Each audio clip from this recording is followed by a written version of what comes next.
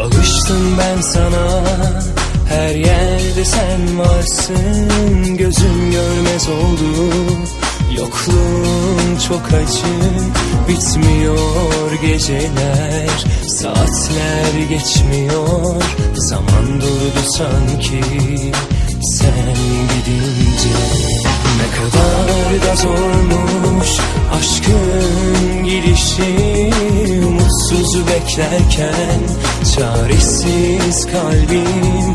Tek suçum sevmekti, ayrılık bedeli. Ağlar ağlar dönemez geri. Olmuyor olmuyor, ne yapsam olmuyor. Sensiz yerin dolmuyor.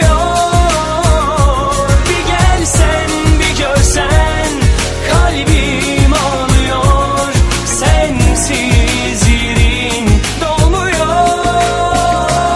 Olmuyor olmuyor, ne yapsam olmuyor. Sensiz yerin dolmuyor. Bir gelsen bir görsen, kalbim ağlıyor. Sensiz yerin dolmuyor.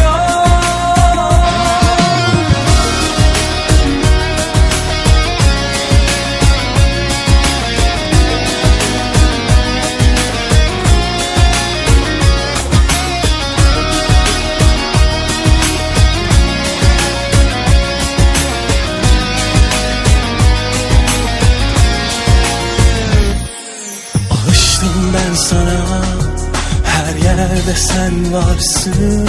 Gözüm görmez oldu, yokluğun çok acı. Bitmiyor geceler, saatler geçmiyor.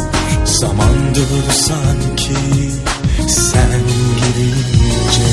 Ne kadar da zormuş aşkın gidişi. Umutsuz beklerken çaresiz kalbim. Tek suçum sevmekti,